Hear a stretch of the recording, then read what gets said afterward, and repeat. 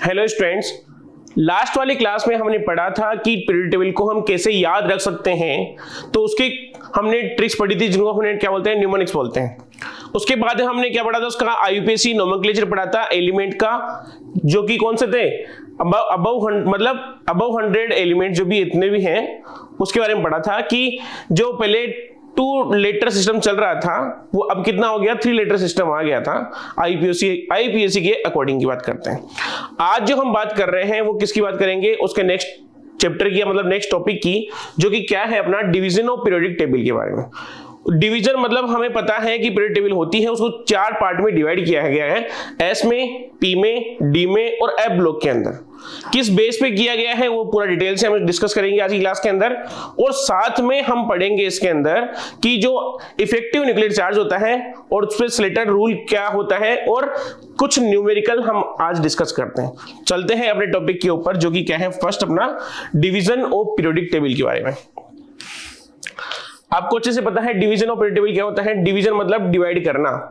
Period table को कैसे divide करेंगे तो उसमें मैं बता देता हूं। उसके अंदर ये पीरियड टेबल आपको दिख रही होगी, तो इसके अंदर हम बात करते हैं ये जो पहले जो दो ग्रुप हैं, मतलब ये 2 ग्रुप्स हैं, इनको कैसे बोला गया है, इनको बोलते हैं हम एस ब्लॉक। और लास्ट वाली क्लास में हमने क्या पढ़ा था, इलेक्ट्रॉनिक कॉन्फ़िगरेशन के बारे में जनरल इंट्रोडक्शन में हमने पढ़ा था। तो क्या बताया था उसके अंदर कि मान लो लास्ट इलेक्ट्रॉन जिस ऑर्बिटल में या जिस ब्लॉक में एंटर करता है उसको बोलते हैं, उसी ब्लॉक का एलिमेंट हम मान लेते हैं। तो ये एस ब्लॉक है। ये जो आपको बीच वाला दिख रहा है, ये वाला एरिया, इसको हम क्या बोलते हैं, इसको डी ब्लॉक बोलते हैं। ये वाला जो एरिया है इसको हम क्या बोलते हैं, पी ब्लॉक बोलते हैं। और जो नीचे आपको दिख रहा है 2 सेपरेट लाइंस दिख रही है, इनको क्या बोलते हैं हम, एफ ब्लॉक एलिमेंट्स बोलते हैं, जिसको क्या बोलते हैं हम लेंथेनाइड और एक्टिनाइड सीरीज के रूप में भी हम क्या बोलते हैं, कंसीडर करते हैं। तो ये था division of periodic table. Detail से स्टडी करते हैं हम आगे। नेक्स्ट स्लाइड के ऊपर चलते हैं। देखो क्या है डिवीजन ऑफ पीरियोडिक टेबल के अंदर, this divide which is based on the electrical configuration. आपने एटॉमिक स्ट्रक्चर चैप्टर के अंदर इलेक्ट्रॉनिक कॉन्फ़िगरेशन ऑफ एलिमेंट क्या किया था, सीखा था कि कैसे हम उसको निकालते हैं। आज हम क्या करेंगे, उसी बेस पर क्या पढ़ेंगे कि जो पीरियड टेबल है उसको डिवाइड किस प्रकार से किया गया है। तो क्या हो गया इसके अंदर, indicate the position of the last electron in the subshell that are known as the block elements. कि लास्ट इलेक्ट्रॉन एलिमेंट का कौन से ब्लॉक में जा रहा है वही क्या होगा, उसका ब्लॉक कहलाता है। देखो इधर डिवीजन ऑफ पीरियड टेबल किस पे बेस पे, इलेक्ट्रॉनिक कॉन्फ़िगरेशन के बेस पे। तो कौन कौन से हो गया, पहला हो गया एस ब्लॉक, दूसरा हो गया पी ब्लॉक, थर्ड हो गया कौन सा अपने पास, डी ब्लॉक, और फोर्थ कौन सा होता है आपके पास, एफ ब्लॉक। तो पीरियड टेबल को हम 4 पार्ट में डिवाइड करके डिटेल से स्टडी करते हैं। चलिए इसके अंदर आगे चलते हैं हम। पहला पढ़ते हैं हम एस ब्लॉक एलिमेंट क्या होता है। तो एस ब्लॉक एलिमेंट में देखें, सिंपल सी बात कि जो एस ब्लॉक के एलिमेंट होते हैं जनरली क्या होता है, इसके अंदर ऊपर हाइड्रोजन आता है। लेकिन हाइड्रोजन में हमने क्या पढ़ा था हाइड्रोजन के लिए, कि मॉडर्न पीरियड टेबल का एक ड्रॉबैक था। वो ड्रॉबैक क्या था कि ये जो हाइड्रोजन है इसकी पोजीशन आज तक डिफाइन नहीं की गई है। लेकिन क्या करते हैं, कुछ बुक्स में इसको कंसीडर किसमें किया गया है, एस ब्लॉक में किया गया। लेकिन ये प्रॉपर सही नहीं है। हमें क्या करना है, केवल एस ब्लॉक की बात करूंगा तो आपको ये वाले एलिमेंट याद रखने हैं। कौन कौन से हैं, lithium, sodium, potassium, rubidium, caesium, francium. और वैसे आगे beryllium, magnesium, calcium, strontium, barium और रेडियम की बात करता है। चलिए बात करते हैं एस ब्लॉक की एलिमेंट की डेफिनेशन क्या होती है। तो डेफिनेशन होगी, they are referred to as s block element when the final electron enter in the s orbital. मतलब किसी भी एलिमेंट का अगर लास्ट इलेक्ट्रॉन एस किसमें, एस ब्लॉक में या एस वाले ऑर्बिटल में फिल होता है तो उसको बोलते हैं हम एस ब्लॉक का एलिमेंट बोलते हैं। नेक्स्ट आगे, there is only one orbit in the subshell और ऑर्बिटल एंड इट में कंटेन अप टू 2 इलेक्ट्रॉन्स। मतलब आपने पढ़ा होगा, इससे पहले आपने इलेक्ट्रॉन फिल करना भी सीखा होगा, तो आपने क्या पढ़ा था कि एस का जो होता है इसमें एक ही ऑर्बिट होता है। इसमें मैक्सिमम कितने इलेक्ट्रॉन फिल कर सकते हैं अपन, 2 इलेक्ट्रॉन फिल कर सकते हैं। एक तो क्लॉकवाइज, दूसरा कौन सा होता है इसके अंदर, एंटी क्लॉकवाइज इलेक्ट्रॉन हम फिल कर सकते हैं। चले नेक्स्ट आगे, in S block first group is known as alkali metals और दूसरे ग्रुप को क्या बोलते हैं हम, एल्कलाइन अर्थ मेटल हम उसको बोलते हैं। एल्कली मेटल किसको बोलेंगे? फर्स्ट वाले ग्रुप को। और सेकंड वाले ग्रुप को क्या बोलेंगे हम? एल्कलाइन अर्थ मेटल बोलते हैं। Next, hydrogen has only one electron and this enter first orbital. The rest of the element lithium, sodium, potassium, rubidium, caesium and francium receive the last electron in 2s, 3s, 4s, 5s और 6s and 7s के बारे में बात करते हैं। मतलब इसके ऊपर मैं बात करता हूं अगर हाइड्रोजन की, तो किस में जाएगा? ये 1s में जाएगा। लिथियम 2s वाले में जाएगा। ये 3s, 4s, 5s, 6s और लास्ट में क्या आ गया? ये 7s में एलिमेंट्स अरेंज करते हैं। अगर मान लो और कोई एलिमेंट डिस्कवर होता है, जैसे कि अभी कितने हैं? 118 एलिमेंट हमें पता है। सपोज करें एक एलिमेंट कौन सा मिलता है हमें? 119 मिलता है या 120 मिलता है। अगर 119 मिलेगा तो कहां आएगा? इसके फ्रेंसियम के जस्ट नीचे की ओर आएगा। चले आगे, जिसको हम क्या कंसीडर करेंगे? हम उसको बोलेंगे 8s, हम उसको बोलते हैं।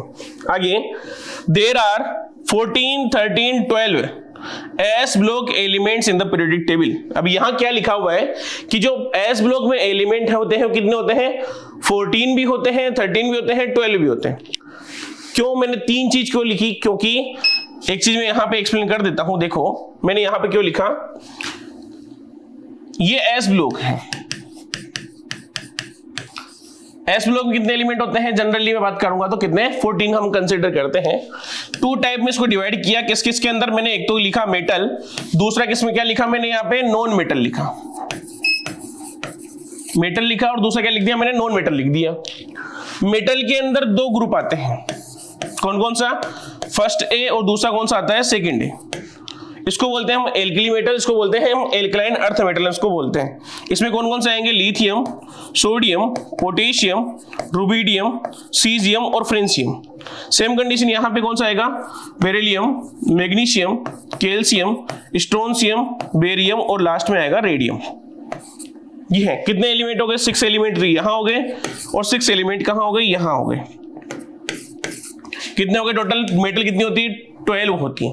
नॉन मेटल कितने होते हैं? 2 होते हैं। कौन कौन सा? एक तो हाइड्रोजन है, दूसरा कौन सा है? हीलियम है।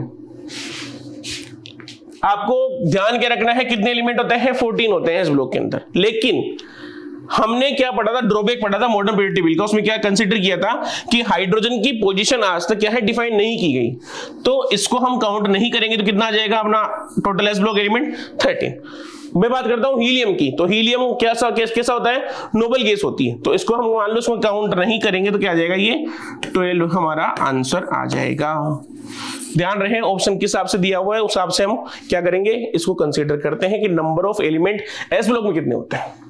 आई थिंक पूरी बात समझ में आ गई होगी। चलते हैं आगे की ओर। नेक्स्ट सेकंड है हमारा कौन सा? P block elements. क्या है? देखो, दे आर रिफर्ड, डेफिनेशन वही है। डेफिनेशन क्या है कि ऐसा कोई भी एलिमेंट जिसके अंदर लास्ट इलेक्ट्रॉन अगर p ऑर्बिटल में अगर फिल हो रहा है तो उसको बोलते हैं हम p ब्लॉक का एलिमेंट, उसको बोल देते हैं। तो क्या है यहाँ पे? The last electron enter in the p orbital, तो उसको क्या बोलेंगे हम? p ब्लॉक का एलिमेंट कहते हैं। आगे, जो p जो सब सेल है उसके अंदर क्या होते हैं? 3 डीजनरेटेड p ऑर्बिटल्स होते हैं। कौन कौन सा होता है? देखो, मान लो ये p है तो ये किसमें होता है? 3। इसके अंदर क्या हो गया?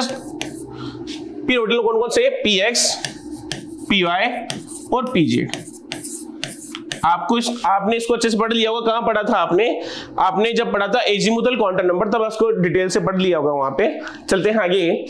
इन p block 6 group are present. मतलब कितने ग्रुप होते हैं इसके अंदर? 6 ग्रुप। एक तो पहला ये वाला जिसको हम बोलते हैं 13 ग्रुप, ये है 14 ग्रुप, ये है group number 15, group number 16, group number 17 और ग्रुप नंबर 18। ठीक, तो मतलब कितने ग्रुप होते हैं? 6 ग्रुप होते हैं 13, 14, 15, 16, 17 और 18 के अंदर। इट्स इलेक्ट्रॉनिक कॉन्फ़िगरेशन, इसका इलेक्ट्रॉनिक कॉन्फ़िगरेशन क्या होता है? NS2NP1। तो 13 जो ग्रुप होगा उसका क्या होगा? NS2 में मान लो कॉमन कर दिया यहाँ पे NS2, कितना हो गया यहाँ पे?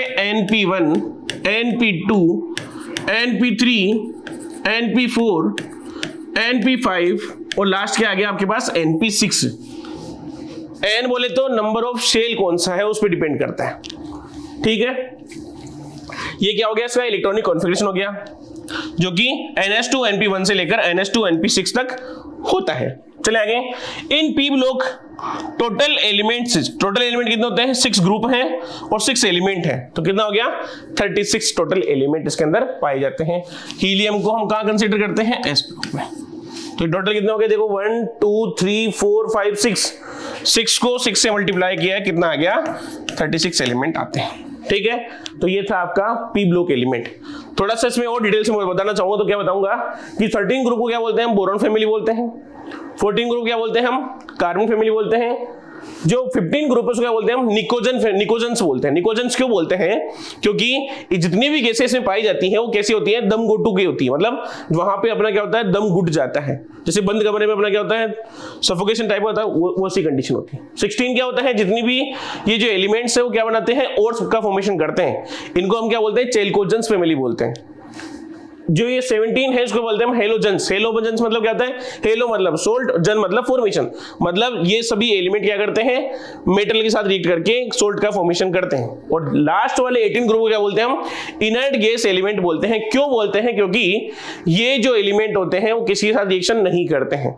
तो जब रिएक्शन नहीं करेंगे तो क्या बोलते हैं? हम इनर्ट गैसेज या नोबल गैसेज हम उनको बोलते हैं। तो ये था आपका पी ब्लॉक एलिमेंट। चलते हैं आगे next, d block element. Definition same रहेगी। डेफिनेशन क्या है? The last electron in d orbital is known as d block element. तो क्या हो जाएगा? सेम कंडीशन वही, the last electron enter in d orbital known as d block element.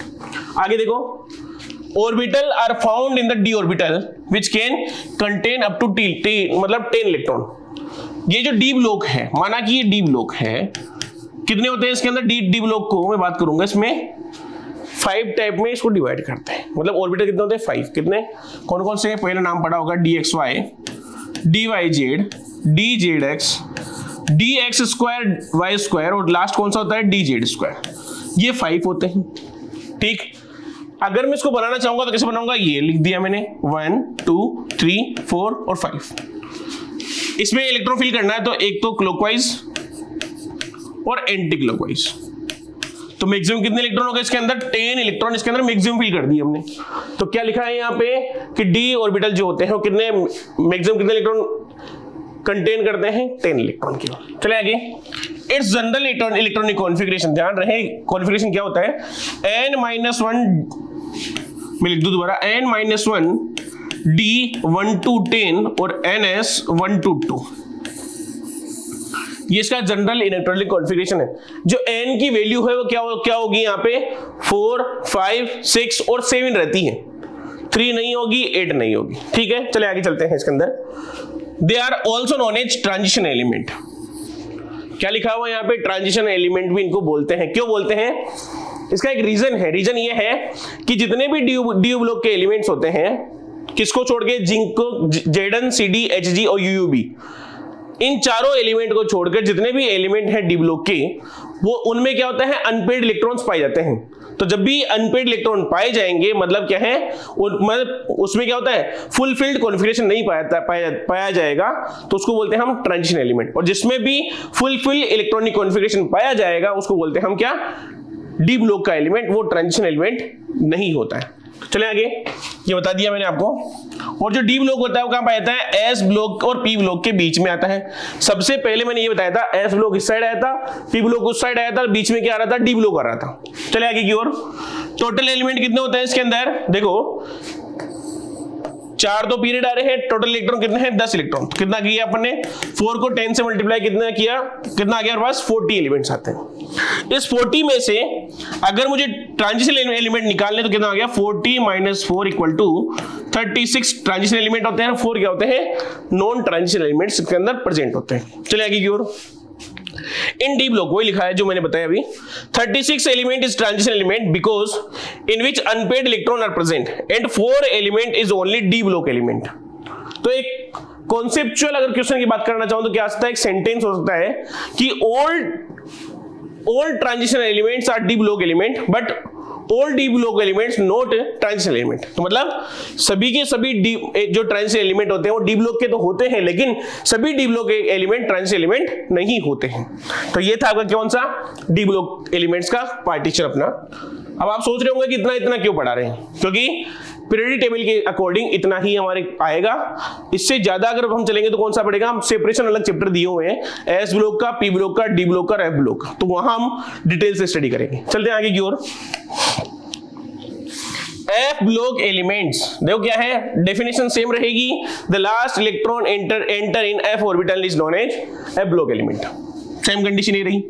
इसका जो इलेक्ट्रॉनिक कॉन्फ़िगरेशन होता है वो क्या होता है, देखो n-2 f0 to 14, n-1 d0 to 1 और ns2, ये इसका इलेक्ट्रॉनिक कॉन्फ़िगरेशन होता है। ध्यान रहे क्वेश्चन आ सकता है कॉन्फ़िगरेशन के अकॉर्डिंग, वो वैल्यू चेंज कर देगा, आपको ध्यान रखना पड़ेगा।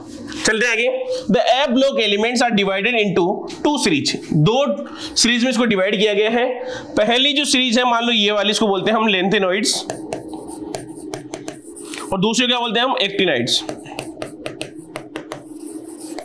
ठीक, पहला तो हो गया कौन सा, लेंथेनाइड, दूसरा कौन सा हो गया, एक्टिनाइड। लिखा हुआ यहां पे देखो, first inner transition series is known as lanthanide. देखो यहां एक वर्ड हो रहा है इनर ट्रांजिशन सीरीज।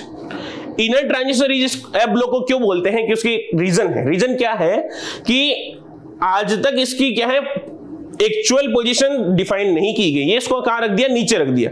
लेकिन अभी कहां आते हैं ये, डी ब्लॉक के 2 एलिमेंट है, लेंथेनम और एक्टिनियम, उसके बाद में एटॉमिक नंबर पे इसको रखा गया है, इसलिए मतलब ट्रांजिशन एलिमेंट है दोनों, लेंथेनम और एक्टिनियम, उसके बाद में उसके अंदर रखा है, इसलिए बोलते हैं इसको क्या, इनर ट्रांजिशन एलिमेंट इनको बोलते हैं। चले आगे।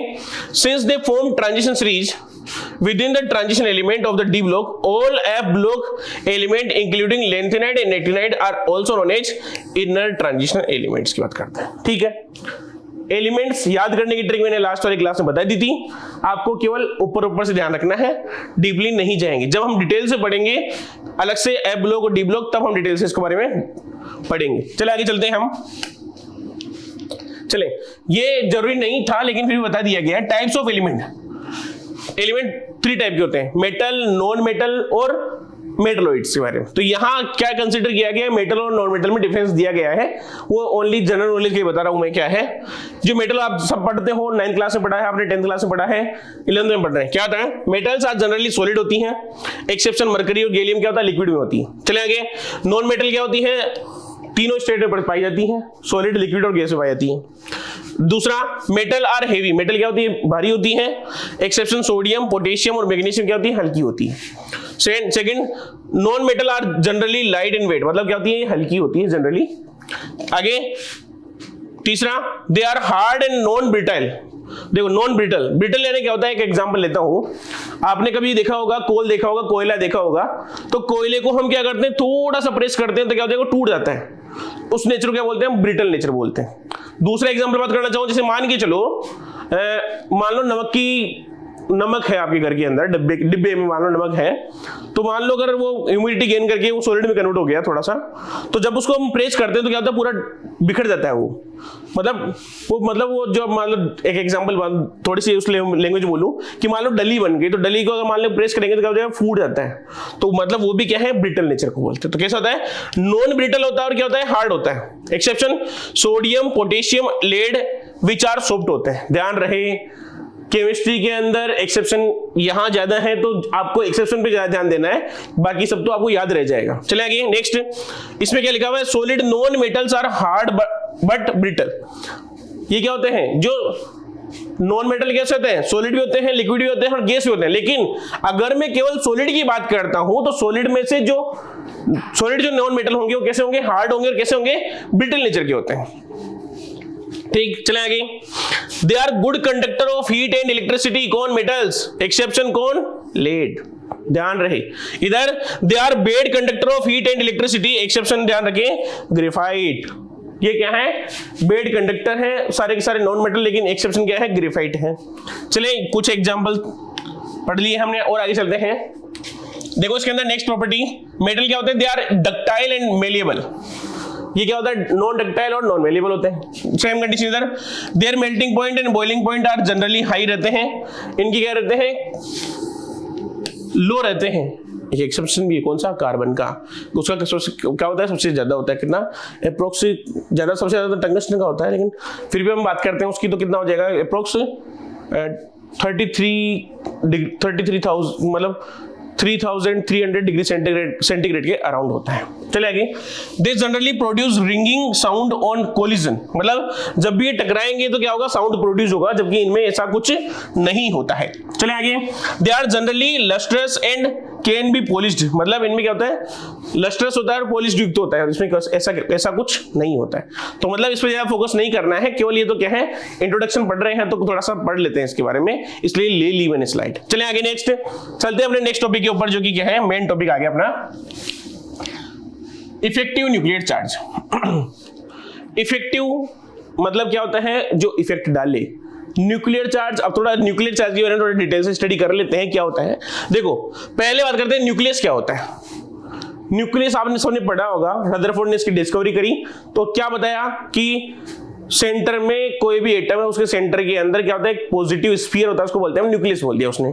तो क्या होता है, it is a positively charge area center of any atom is known as nucleus. पहली बात तो न्यूक्लियस समझ में आ गया आपको, कि कोई भी एटम है उसका जो सेंटर में जो पॉजिटिव चार्ज का जो एरिया है उसको वो क्या बोल दिया, न्यूक्लियस हमने बोल दिया। सेम देखो ये रहा, ये है न्यूक्लियस। न्यूक्लियस में क्या होते हैं, प्रोटॉन होते हैं, न्यूट्रॉन होते हैं। न्यूट्रॉन जो होता है वो क्या होता है, न्यूट्रल होता है, उसमें कोई चार्ज नहीं होता है, जबकि प्रोटॉन पे पॉजिटिव चार्ज पाया जाता है। मतलब से अगर न्यूक्लियस की अगर मैं पॉजिटिव चार्ज की बात करता हूं तो सारा किसका होता है, प्रोटॉन का होता है। चलिए आगे, न्यूक्लियर चार्ज क्या होता है, it means total positive charge of the all the protons in an element.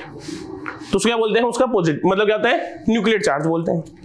Properties of charge, charge की प्रॉपर्टी क्या क्या होती है, देखो charge can move from one body to another, एक बॉडी से दूसरी बॉडी में ट्रांसपोज होता है। मान लो मैंने यहाँ पे इसको रफ किया, तो चार्ज क्या करेगा, यहाँ से मूव करेगा, या तो यहाँ से या तो इधर से इधर आएगा, या इधर से इधर चला जाएगा। चले आगे, unlike charge attract one another while like charge ripple one another. मान लो अगर मैं बात करता हूं दो पॉजिटिव चार्ज की और बात करता हूं एक पॉजिटिव और नेगेटिव की, तो दो पॉजिटिव चार्ज क्या करेंगे, एक दूसरे को रिपल्शन करेंगे, रिपल लिख दिया मैंने, और दो एक पॉजिटिव और एक नेगेटिव क्या करेंगे, एक दूसरे को अट्रैक्ट करते हैं। आगे, चार्ज एंड मास आर क्या होते हैं, एक दूसरे से क्या होते हैं, कनेक्टेड होते हैं। चार्ज और मास आपस में क्या होते हैं, कनेक्टेड होते हैं, ध्यान है, इससे मतलब नहीं है, अपने दो पॉइंट ध्यान रखें। चले आगे, नेक्स्ट है जो अपना टॉपिक है मेन क्या है, इफेक्टिव न्यूक्लियर चार्ज के बारे में बात करते हैं। तो इफेक्टिव न्यूक्लियर चार्ज होता क्या है, देखो it mean should be replaced it और फॉर न्यूक्लियर चार्ज, मतलब क्या करता है, रिप्लेस करता है न्यूक्लियर चार्ज को। कैसे करेगा देख लो एक बार, देखो कैसे करेगा, देखो it mean should be replaced it for nuclear charge since effective nuclear charge consider all electron behavior whether they are part of the inner shell और द वैलेंस शेल। मतलब सिंपल सी बात करता हूं कि मान लो ये मेरे पास कोई एक एटम है, इसे पॉजिटिव चार्ज है, यहां क्या कर रहे हैं, इलेक्ट्रॉन आपस में मूव कर रहे हैं, यहां इलेक्ट्रॉन क्या कर रहे हैं, रिवॉल्व अराउंड द न्यूक्लियस कर रहे हैं। तो न्यूक्लियर टोटल चार्ज क्या होगा, मतलब इसके साथ अट्रैक्ट करेगा, लेकिन कुछ ना कुछ यहाँ क्या करता है, रिपल्शन भी होता है दोनों के बीच में, क्या होता है, कुछ ना कुछ रिपल्शन भी होता है।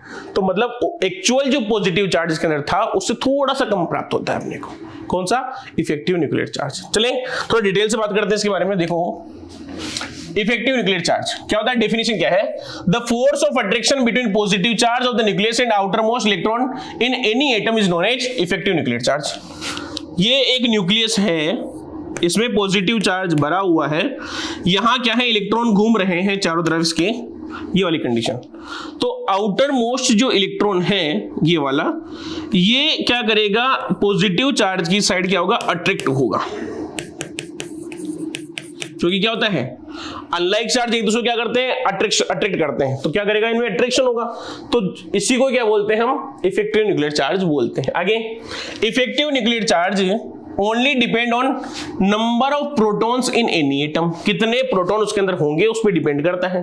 किस पे डिपेंड करेगा, एटॉमिक नंबर पे या जेड पे डिपेंड करता है। चले आगे, the value of effective nuclear charge is always less than number of proton in any atom. मतलब सपोज मैं बात करता हूं कार्बन की बात कर रहा हूं, तो कार्बन का मान लो ये एटम है, एटॉमिक नंबर कितना होता है, 6, तो इफेक्टिव न्यूक्लियर चार्ज हमेशा उसके एटॉमिक नंबर या प्रोटॉन से कम ही मिलेगा, ज्यादा नहीं मिल पाएगा, ध्यान रखने की बात आपको।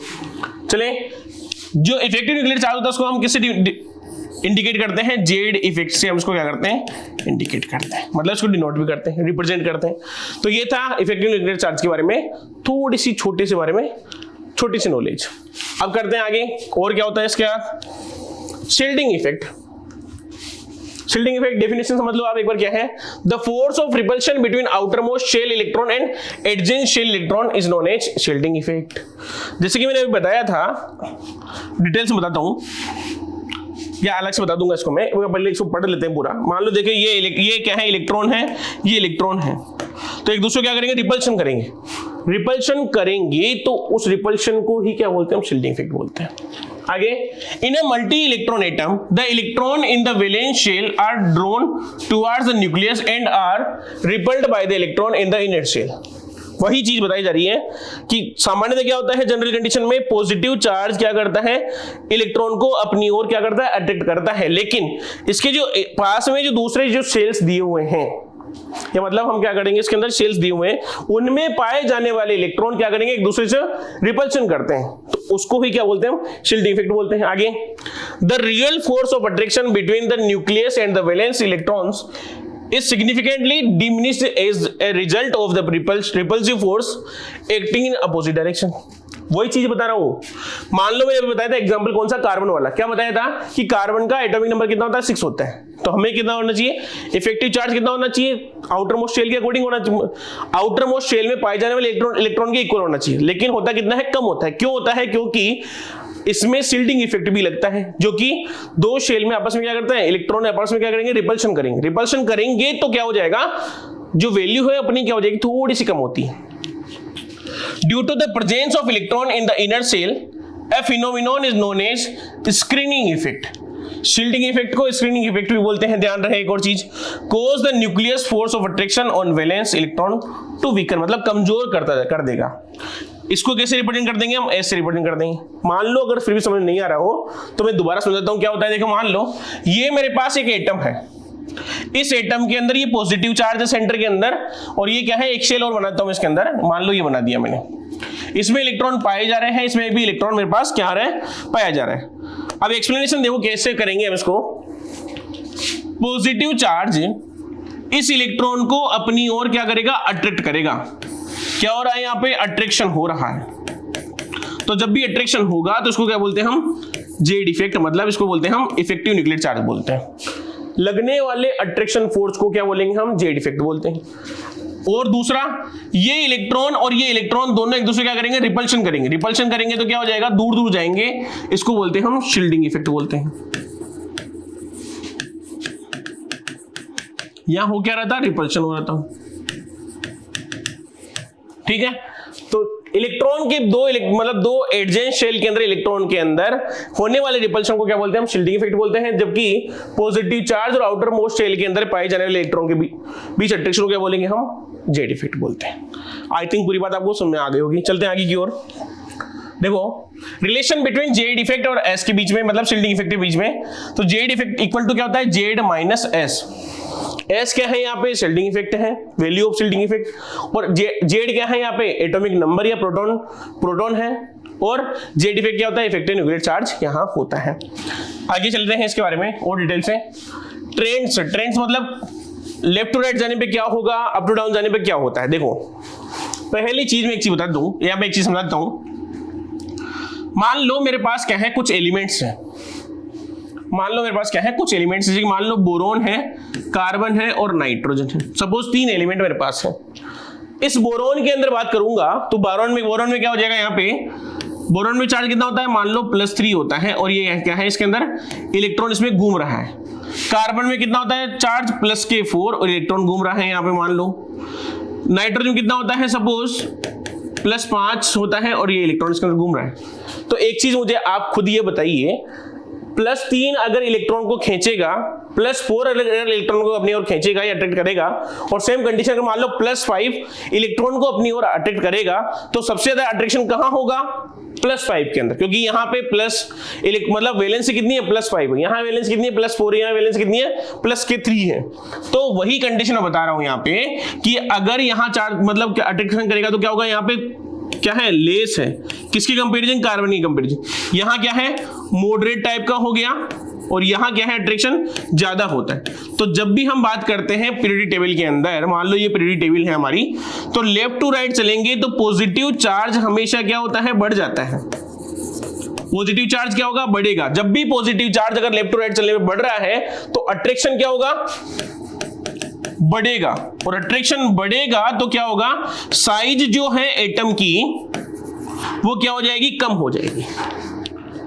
बात कर रहा हूं वापस, पीरियोडिक टेबल के अंदर अगर मुझे जाना है, लेफ्ट टू राइट जाना है, तो लेफ्ट टू राइट जाने पर क्या होता है, आउटर मोस्ट शेल के अंदर नंबर ऑफ इलेक्ट्रॉन क्या होता है, इंक्रीज होता है। मतलब उसकी वैलेंसी बढ़ रही है।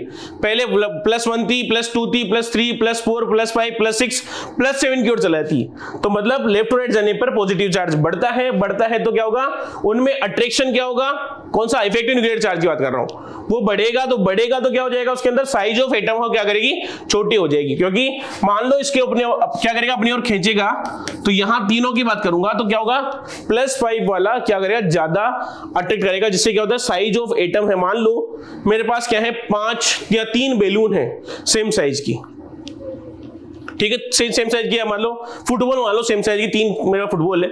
एक में मान लो मैंने एयर कम रखी, एक में थोड़ी सी ज्यादा रख दी, और एक में मैंने क्या कर दी, बहुत ज्यादा रख दी।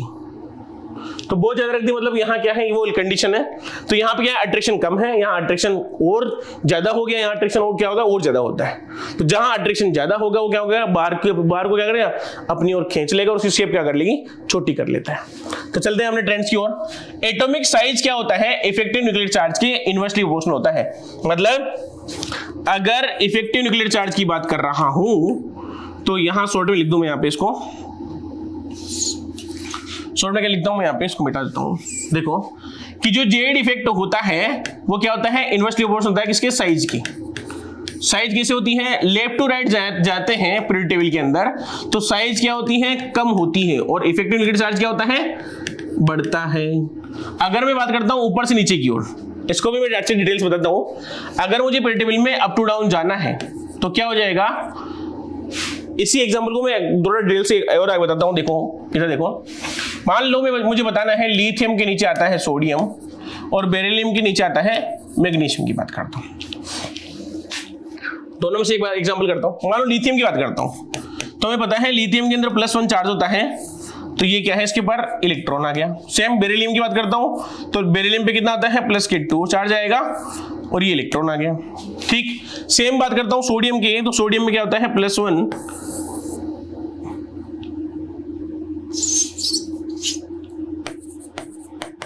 ये न्यूक्लियस आ गया, ये शेल आ गया, एक शेल और आ गया। ये किसका आ गया, मैग्नीशियम के बारे में, मैग्नीशियम +2, ये शेल के बारे में। तो अगर मुझे ऊपर से नीचे जाना है तो क्या होता है, रिपल्शन ज्यादा होता है। रिपल्शन मतलब इस इलेक्ट्रॉन के बीच में, इस इलेक्ट्रॉन के बीच में क्या होगा, रिपल्शन ज्यादा होगा। ये इसको बोलते हैं हम क्या, इसको बोलते हैं हम शील्डिंग इफेक्ट। इसको क्या बोलेंगे हम, शील्डिंग इफेक्ट बोलेंगे। तो जब भी इसको शील्डिंग इफेक्ट बोलेंगे तो क्या हो जाएगा, दोनों का एक दूसरे को रिपल्शन करेगा, दूर दूर जाने की कोशिश करेगा। दूर जाएगा तो साइज अपने आप ही क्या हो जाएगी, बढ़ जाएगी। क्या हो जाएगी, बढ़ जाएगी। तो मैं बात करता हूं यहाँ पे, ये पीरियोडिक टेबल मान लेता हूं, ये है लेफ्ट टू राइट, ये है up to down. Up to down जाने पर साइज क्या होती है, इंक्रीज होती है। क्यों, क्योंकि जो शील्डिंग इफेक्ट है वो अप्लाई होता है। शील्डिंग इफेक्ट क्या होता है, इंक्रीज होता है। ध्यान रहे, पहला केस। दूसरा केस क्या है, लेफ्ट टू राइट जाने पर जेड इफेक्ट की वैल्यू क्या होती है, इंक्रीज होती है, जिससे क्या हो जाएगा, जो साइज है वो क्या होती है, कम हो जाती है एलिमेंट की। पीरियोडिक टेबल के अंदर अगर मुझे लेफ्ट टू राइट जाना है तो साइज क्या होगी, कम होगी, क्योंकि इफेक्टिव न्यूक्लियर चार्ज बढ़ रहा है। अप टू डाउन जाना है तो शील्डिंग इफेक्ट बढ़ेगा, तो साइज क्या होगी, अपने आप ही बढ़ जाती है। चले वापस अपने ट्रेंड्स के ऊपर। तो दोनों क्या होते हैं, इनवर्सली प्रोपोर्शनल होते हैं। एटॉमिक साइज क्या होता है, शील्डिंग इफेक्ट के प्रोपोर्शनल होता है, बता दिया मैंने कैसे होता है अच्छे से। चले आगे की ओर। Electronegativity proportional effective nuclear charge. Left to right जाने पर क्या होता है, मैं यहाँ और मेंशन कर दूं, जो इलेक्ट्रोनेगेटिविटी है वो भी क्या होती है, बढ़ती है।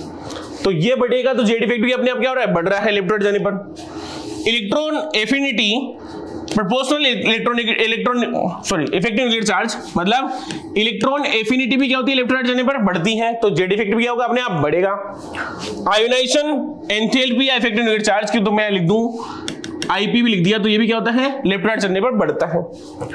Non metallic character proportional effective nuclear charge, तो मुझे बात कर दूं, हमें पता है कि पीरियड टेबल में नॉन मेटल जो आती है वो कहाँ आती है, राइट साइड आती है। लेफ्ट टू राइट चलने पर नॉन मेटलिक कैरेक्टर क्या होते हैं, हमेशा बढ़ते हैं। और आगे क्या है, मेटलिक कैरेक्टर, मेटल कहाँ आती है, लेफ्ट साइड पाई जाती है, तो क्या हो जाएगा, मेटलिक कैरेक्टर डिक्रीज होते हैं, मतलब उधर लेफ्ट राइट जाने पर मेटलिक कैरेक्टर नहीं पाए जाते। कौन से आएंगे, नॉन मेटलिक कैरेक्टर पाए जाते हैं। तो यहाँ क्या लिखा हुआ है, इन्वर्सली प्रोपोर्शनल उसको लिखा हुआ है। तो ये थे कुछ ट्रेंड्स जो कि हमने डिस्कशन कर लिए हैं। चलते हैं आगे नेक्स्ट स्लाइड के ऊपर।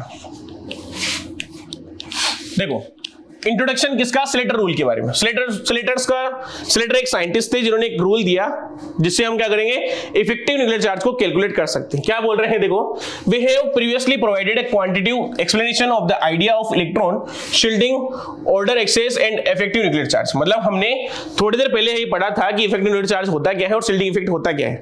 अब क्या करें, in this section we examine a model for calculating the effect of electron shielding quantitatively and applied to determine the effective nuclear charge that an electron in atom experiences। मतलब क्या है, इस वाली जो क्लास है, मतलब ये स्लाइड हम ले रहे हैं, इसमें हम क्या पढ़ेंगे कि कैसे हम किसी भी इलेक्ट्रॉन का शील्डिंग इफेक्ट कैलकुलेट कर सकते हैं और उस शील्डिंग इफेक्ट के थ्रू हम क्या करेंगे, उसका इफेक्टिव न्यूक्लियर चार्ज कैलकुलेट कर पाएंगे। चले आगे, the model will employ is called as Slater's rule. इस मॉडल को क्या बोला हमने, स्लेटर रूल बोल दिया। चलो आगे क्या है स्लेटर रूल, देखें अबाउट स्लेटर रूल। देखो, the basic idea underlying Slater rule is that an electron's actual charge is equal to the charge that would be expected from a specific number of proton less the charge from other electron। मतलब क्या है, कुल मिला की बात ये है कि इसको इतना नहीं पढ़ना, हमें क्या करना है, इफेक्टिव न्यूक्लियर चार्ज पढ़ लिया, शील्डिंग इफेक्ट पढ़ लिया, फॉर्मूला हमने पढ़ लिया, ट्रेंड्स हमने पढ़ ली। अब क्या पढ़ना है कि उसको कैसे कैलकुलेट कर सकते हैं। तो देखो कैलकुलेट करने का एक तरीका है स्लेटर रूल के बारे में, ये है स्टेप 1। क्या है, पहले write the atom electronic configuration in the format shown as. मतलब सबसे पहले क्या करना है, आपको जो भी इलेक्ट्रॉन दिया हुआ हो, मान लो मुझे मैंने बता दिया कि फास्फोरस का मुझे क्या निकालना है, इफेक्टिव न्यूक्लियर चार्ज निकालना है। तो सबसे पहले फास्फोरस का हमें क्या लिखना है, इस ऑर्डर के अंदर, कौन सा, आबो प्रिंसिपल के अकॉर्डिंग हमें क्या लिखना है, इंक्रीजिंग ऑर्डर में इलेक्ट्रॉनिक कॉन्फ़िगरेशन लिखना है, उसका लिख देंगे। पहला काम तो ये करना है। दूसरा, in the list of the right of the electron from step 1 locate the electron of interest and disregard any electron in higher group, these do not protect lower group। मतलब क्या होता है इसके अंदर, हमें क्या करना है, सबसे पहले इलेक्ट्रॉनिक कॉन्फ़िगरेशन लिखना है उस एलिमेंट का, उसके बाद जो लास्ट वाला इलेक्ट्रॉन होता है उसी के लिए हम क्या करते हैं, उसको इफेक्टिव न्यूक्लियर चार्ज निकालते हैं, तो उसको हम कंसीडर नहीं करते हैं। तो उसको हटा के हमें क्या करना है, उसको ग्रुप बनाने, किसमें, n-1 और n-2 के अंदर। चले देखो कैसे आगे। Slater rule is now divided into 2 situation. पहला है केस 1। केस 1 किसके लिए होता है, केवल s और p ऑर्बिटल के लिए होता है। अगर मान लो s और p की बात कर रहा हूं, तो इसमें अगर मान इसमें चलते हैं इसके अंदर, फॉर n ग्रुप के लिए वैल्यू कितनी लिखूंगा मैं, s की 0.35, एक्सेप्शन ऑफ द 1s, केवल 1s के लिए 0.30, n-1 के लिए 0.85 और n-2 के लिए क्या लिखूंगा मैं, 1 लिखता हूं।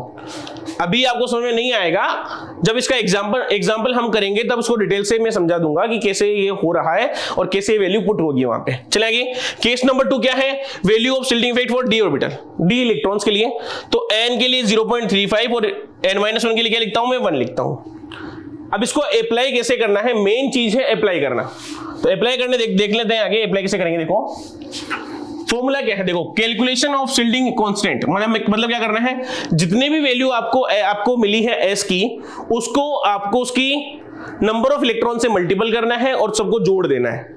ये चीज वही बता रहा है। क्या करना है आपको, मान लो अलग अलग चीज मिली, मान लो s की वैल्यू अलग अलग मिली, तो उसको सबको क्या करना है, उसके वैलेंस मतलब नंबर ऑफ वैलेंस इलेक्ट्रॉन से मल्टीपल करके सबको जोड़ देना है। जोड़ने पर हमारे पास टोटल s आ जाएगा। कैसे, एग्जांपल चलता हूं, देखो calculate effective nuclear charge of chlorine. तो इसको मैं डिटेल से बताता हूं कैसे करना है। तो अगर मुझे सॉल्यूशन करना है तो उसका सॉल्यूशन कैसे करूंगा, कि सबसे हमें पता है क्लोरीन कितने नंबर पे आता है, 17 नंबर पे। तो ये क्या आ गया, मेरे पास Z आ गया।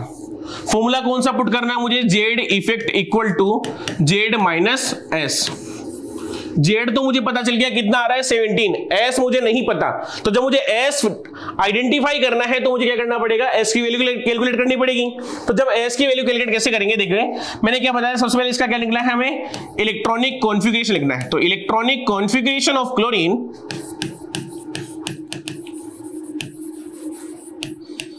क्या आएगा, देखो इधर 1s2 2s2 2p6 3s2 3p6 3p6 थोड़ी आएगा, 3p6 नहीं है, कितना आएगा 3p5 आएगा, 3p5। Number of electron check कर लेते हैं, 2 2 4 4 6 10 10 और 2 12 और 12 5 17 17 पे आ रहा है, 17 भर दिया। चलो अब क्या करना है, इसको मान लो ये आ गया अपने पास, इलेक्ट्रॉनिक कॉन्फ़िगरेशन आ गया। हमें निकालना किसका है, लास्ट वाले इलेक्ट्रॉन का निकालना है। तो इसको मैं क्या करूंगा, चेंज करूंगा, मतलब आपको क्या करना है, एक इलेक्ट्रॉन माइनस कर देना आउटर मोस्ट ऑर्बिटल से। तो क्या करेंगे, 1s2 2s2 2p6 3s2 कितना लिख दिया मैंने, 3p4 लिख दिया। अब इसमें देखो आउटर मोस्ट सेल कौन सा, सेल बोले तो 1 2 3 4 5 6 ये आगे लिखा आता है, तो इसमें कौन सा दिख रहा है अपने को, 3 वाला दिख रहा है। तो इसको क्या मान लो आप, n मान लो। जो लास्ट वाला रहे उसको क्या मान लो आप, n मान लो। उसके बाद वाला कौन सा रहा है, 2 है, इसको क्या मान लो आप, n-1। और जो पहला बच रहा मतलब जो आ रहा है और कम आ रहा है उसको मान लो आप n-2 मान लो। ये सब आपको पहले खुद को करना पड़ेगा, उसके बाद में वैल्यू कैलकुलेट हो पाएगी। n-1 और n-2 किस में है, देखो क्लोरीन किस में आता है, p ब्लॉक में आता है। तो p ब्लॉक के लिए अभी जस्ट मैंने इसकी वैल्यू बताई है, वैल्यू क्या होती है s और p के लिए, n के लिए तो होती है 0.35, n-1 के लिए 0.85 और n-2 के लिए कितना आ गया 1। तो हमें तीनों वैल्यू वहां पुट करनी है। चलो वैल्यू पुट करते हैं। n बात करूंगा किसके लिए, n के लिए। तो यहां लिखा मैंने value of s for n। तो n की क्या करना है आपको, वैल्यू कितनी होती है 0.35, मल्टीप्लाई किससे करना है, देखो टोटल इलेक्ट्रॉन कितने हैं 4 2 कितना हो गया, इलेक्ट्रॉन हो गए कितने 6 इलेक्ट्रॉन इसके अंदर आ गए। तो 6 इलेक्ट्रॉन आएंगे तो क्या लिखूंगा मैं, 6 से मल्टीप्लाई करूंगा, कितना आ गया 0 3 2.10 आ गया। सही है, कितना आ गया, n की वैल्यू कितनी आ गई 2.10 आ गई। अब मुझे क्या निकालना है, वैल्यू ऑफ s फॉर किसके लिए निकालूंगा, n-1 के लिए। n-1 कितना आ रहा है, देखो n-1 में वैल्यू कितनी आई थी, 0.85 आई, पीछे देख लेना आप है ना। टोटल इलेक्ट्रॉन कितने हो गए 6 और 2 कितना हो गया, इलेक्ट्रॉन 8, मल्टीप्लाई करते हैं 6.80 आ गई इसकी वैल्यू, किसकी, s की वैल्यू, किसके लिए, n के लिए तो 2.10, n-1 के लिए 6.80, और मुझे आगे निकालना है किसके लिए, value of s for n-2। n-2 के लिए कितना बताया था, 1 बताया था वैल्यू। टोटल इलेक्ट्रॉन कितने हैं 2, तो कितना आ गया मेरे पास 2 इसका आ गया। तो अपने पास s की वैल्यू क्या क्या आ गई मेरे पास एक तो वैल्यू आ गई 2 06.80 और क्या आ गया मेरे पास 2.10। आगे चलते हैं, अब क्या करना है, तीनों को जोड़ देना है अपने को। तो जोड़ते कितना आएगा, सम कर रहे हैं सबका, तो सम कितना आएगा मेरे पास, सबसे वैल्यू कितनी आई 2.10 6.80 और 2.00। सम करूंगा कितना आएगा मेरे पास 0 9.628 टू कितना हो गया 10.9 आ गया। ये क्या आ गया मेरे पास, टोटल एस आ गया। आपको भी ऐसे ही करना है जैसे मैं कर रहा हूं। कितना आ गया मेरे पास, टोटल एस आ गया। अब टोटल एस मेरे पास आ गया तो हमें क्या करना है, अप्लाई कर देना है कौन सा, जेड इफेक्ट का formula. Z effect equal to क्या होता है, जेड माइनस एस। जेड कितना था 17 माइनस 10.9 कितना आएगा, 17 में से अगर 9 जाएगा तो 10.9 जाएगा तो 0.1, 16 में से अगर 10 गया तो कितना बच गया 6.1 आपके पास क्या आ गया, इफेक्टिव न्यूक्लियर चार्ज आ गया। यही क्या है आपका आंसर है। क्या करना है, सबसे पहले जो आपको एलिमेंट दिया हुआ है उसका इलेक्ट्रॉनिक कॉन्फ़िगरेशन आपको लिखना है, उसके बाद में जो लास्ट इलेक्ट्रॉन है उस ऑर्बिट, मतलब मान लो क्लोरीन का निकाल रहे हैं तो क्लोरीन का जो इलेक्ट्रॉन था 2, मान लो कितना रहता 3p5 आ रहा था, उसको एक हटा देना, कितना बच गया 3p4 बच गया। अंदर वाला काउंट करते हैं तो कितना हो जाएगा अपने पास, एक इलेक्ट्रॉन को हटा के वापस को इलेक्ट्रॉन कॉन्फ़िगरेशन लिखेंगे, बाहर वाले को n देंगे, उसके अंदर वाले को n-1 देंगे, उसको लास्ट वाले को हम क्या देंगे n-2 देंगे। उसकी जो वैल्यू दी हुई थी उस वैल्यू से मतलब उसमें वैल्यू लिख के उसमें कितने नंबर ऑफ इलेक्ट्रॉन्स प्रेजेंट है उससे मल्टीप्लाई करके जितनी भी वैल्यू आपके पास आई उसको सारे को क्या करना है, आपको जोड़ना है, मतलब सम कर देना है और लास्ट में इस वाले फॉर्मूले में वैल्यू पुट करके आंसर निकाल लेना है। एक एग्जांपल और करते हैं, किसका दिया हुआ है, लिथियम का दिया हुआ है। लिथियम कितने नंबर पे आता है आपको पता है, लिथियम आता है 3 नंबर पे, ठीक। कॉन्फ़िगरेशन क्या होगा, इसके electron configuration 1s2 2p 1s2 2s1, क्या गया 1s2 2s1, इसका इलेक्ट्रॉनिक कॉन्फ़िगरेशन आ गया है। तो जब इसका इलेक्ट्रॉनिक कॉन्फ़िगरेशन ये आ गया तो हमें क्या करना है, एक इलेक्ट्रॉन क्या करना है, कम करना है, क्योंकि हमें लिथियम के लिए तो निकालना ही है। तो कितना बच गया मेरे पास 1s2, ठीक है 1s2 आ गया। इधर फॉर्मूला लिख लेता हूं, जेड इफेक्ट इक्वल टू क्या होता है, जेड माइनस का सिग्मा, सिग्मा बोले तो सिग्मा बोल दो या एस बोल दो, एक ही बात है ना। तो अगर मैं इसमें वैल्यू पुट करता हूं तो आंसर कितना आएगा मेरे पास, देखो 1s2 ये क्या हो गया अपने पास, मैंने एक कॉन्सेप्ट बताया था, देखो वापस चलते हैं वहां पे, मैंने क्या बताया था, देखो इधर S और P के लिए अगर 1s आता है तो वैल्यू कितनी लिखनी है आपको 0.30, स्पेशल केस से ध्यान रखना पड़ेगा आपको। तो कितना आएगा मेरे पास, देखो S के लिए 1s के लिए कितना आ गया मुझे, S value of S4 1s के लिए कितना आ गया 0.30, मल्टीप्लाई कितने इलेक्ट्रॉन इसके अंदर 2, तो कितना आ गया 0.60। इसमें और कुछ नहीं है तो आपको सम करना ही नहीं है। तो कितना आ गया मेरे पास, Z effect equal to, Z कितना है इसके अंदर, कितने नंबर आ रहा है 3 नंबर, 3 माइनस 0.60 कितना आ गया, सोल्व करूंगा तो इसको मैं 2.40, ये क्या आ गया आपके पास, इफेक्टिव न्यूक्लियर चार्ज आ गया है। आई थिंक पूरी बात आपको समझ में आ गई होगी। इसी के साथ हम क्या करेंगे, ये वाली क्लास क्या करते हैं, खत्म करते हैं। हमने इस वाली क्लास के अंदर क्या क्या पढ़ा, हमने सबसे पहले इसमें पढ़ा division of periodic table, S के बारे में पढ़ा, पी के बारे में पढ़ा, डी के बारे में पढ़ा, एफ के बारे में पढ़ा। उसके बाद इफेक्टिव न्यूक्लियर चार्ज पढ़ा। इफेक्टिव न्यूक्लियर चार्ज के बारे में क्या पढ़ा कि कैसे अप्लाई होता है, सिल्टिंग इफेक्ट क्या होता है, इसके ट्रेंड्स कौन कौन से थे, और साथ में इसमें कैसे कैलकुलेट हम इसको करते हैं। इसके कुछ एग्जांपल्स मैं इसके नेक्स्ट वाली क्लास में भी लूंगा, क्योंकि आज की क्लास से क्या ज्यादा लंबी हो जाएगी। तो जैसे कि मान लो डी ब्लॉक का मैंने बताया था, तो उसका भी क्या करूंगा, एक एग्जांपल लूंगा नेक्स्ट वाली क्लास के अंदर, ठीक है। तो मिलते हैं हम नेक्स्ट क्लास के अंदर, आज की क्लास यहीं खत्म करते हैं। Thank you.